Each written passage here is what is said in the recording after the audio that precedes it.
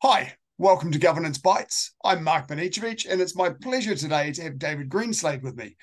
David is the founder of the Strategi Group, which is an entity that is involved in teaching financial advisors, including compliance, governance, and also is involved in auditing financial advice firms and auditing the advice.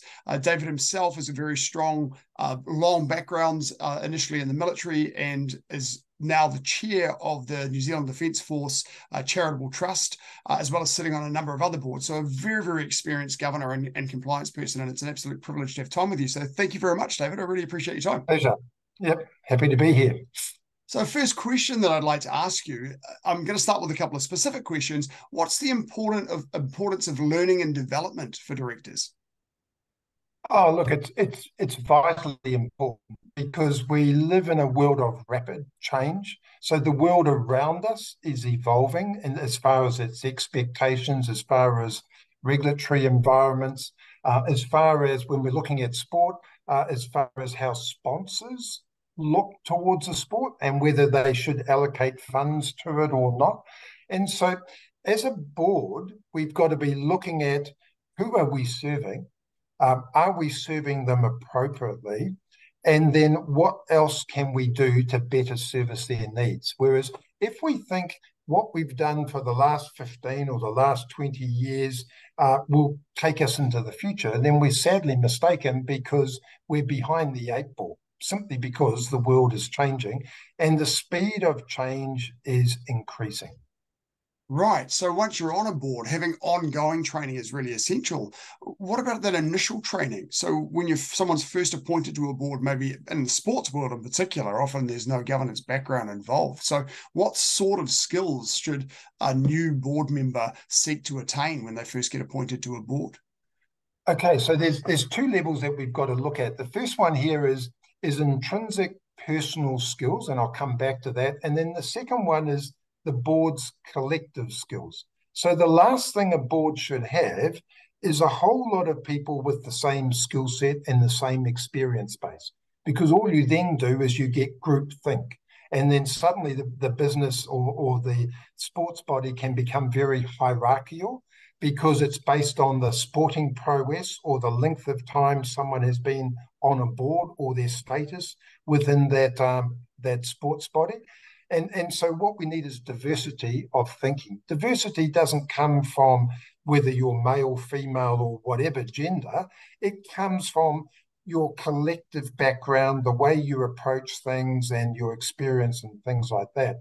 So when we're looking for board members, we need to make sure that we're getting board members that will fill the collective skill set. So someone may have, or everyone may have basic skills, and then some may have expertise, be it in, say, accounting, legal practice, or whatever.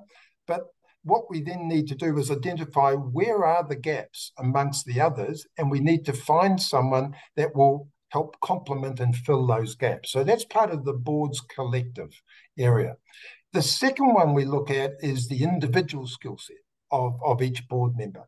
And initially, probably what we've got to look at is humility, which you look at any of the instituted directors or any form of governance stuff, they don't talk about humility at all, and you think you're at the top of the food chain, but the reality is you're not. Your job is to govern and to provide the right environment, the right resources, the right whatever is required for those in the sporting body that you govern. So you're there to serve. And egocentricity has no place, particularly in a sports body or in a governance body, because it's all about them as an individual as opposed to looking after those that we serve. So humility is really important. What we then need is the ability to think very broadly, because the last thing we should be doing in a governance role is becoming myopic in our thinking. We've got to be looking wider and going, not only should we look at what are the changes happening within our sports body, but we should look at it and go, what is happening in other sports bodies? How are they evolving? How are other stakeholders, and stakeholders are people like sponsors, it's the actual members that are participating in the sports. It might be their localized or national governance bodies, and so on and so forth. We've got to understand who are these stakeholders, what do they expect and want, and how are their needs changing? So therefore, we've got to be able to think really, really widely and go, we've got to have the ability and also the maturity to go, what we did before is not going to cut the mustard for where we want to go into the future, and be open to change. And then once we've identified that we should be changing something, we've got to then thirdly have the analytical skills to then go, okay, so this is where we may need to move to. Now, how do we get there? Mm-hmm. What are the advantages of going there? How soon do we have to go there? What are the risks of going there? And so on and so forth. So you've got to be able to work your way through those things. The other thing that comes into it is understanding we are not there as a board to manage. Our role is to govern it. So that means we set the strategic direction of our sporting body as to where we want to go and what we're trying to achieve. And that strategic direction will keep changing. So you've got to constantly check in every year and go, what we put in place for the next 3 years, does it need a bit of a tweak along the way? Because it will always need tweaking as we go. So we set the strategic direction, and then we find and we identify who is going to implement our strategic direction. So a key role of any board is to identify who is going to do the work.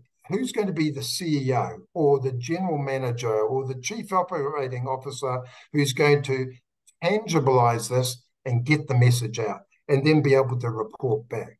And that implementation the next thing we've got to be able to do, is to go, we need to be able to understand how our sporting body is going. So what are the key performance indicators that measure success? Once we've identified what they are, we've got to go, so how do we measure these key performance indicators? How do we get timely, accurate reports coming through to us at the global sporting governance level to keep us informed with the dynamics? Because if we don't have timely, accurate reports that are free of emotion, that are free of vested interests, they need to be agnostic and accurate. If we don't get that sort of information, then strategically we will set the wrong strategic direction. Right. And as a result, we won't achieve our goals. So that gives you, say, 4 to get started with. Right. So you want management to be delivering timely information to you to help you make those decisions and discern whether or not the strategy's on track. Right. Yes, but don't let management dictate that. As a board, we've got to identify what's important from a strategic perspective. Absolutely. Thank you. Now, you've alluded to this a little bit in the discussion of both not-for-profit and for-profit entities in our discussion so far. Is there a difference in governance for not-for-profit and for-profit, apart from the objective of whether they want to earn a profit or not earn a profit? Or is governance kind of fundamentally the same? The skill sets are the same. The principles you follow are the same. The stakeholders vary. And the output as to who you're serving changes. So in a typical corporate governance role, you serve the stakeholder, the shareholders primarily, but that, as you're seeing globally, is expanding out to cover environmental, social issues, and obviously clients and customers. So even that concept of you're there to serve the shareholders primarily is evolving. When we look at a sporting body, it's all about, are we serving the needs of our sports people? But then increasingly that is changing as well, because sure, it's about those who participate in our sport, but increasingly we're saying it's also about those who watch the sport. Yes. Because you can have people participating, but often you need the people watching so that you can get the dollars so that you can make things cost effective and be able to expand and achieve some of the newly established goals. Right. So the governance itself is essentially the skills are the Yes. same. It's just what you're trying to achieve with that governance and who you're trying to serve is different. And is that also the case? Being an entity that teaches governance and having an academic institution and Strategi Group, you'll be aware of overseas differences. Are there any significant differences in governance overseas, or is fundamentally governance is governance? I'd say yes and no. So at a theoretical level, governance is governance and the principles are the same. But when you move into different countries, there are different cultural issues that will come into it.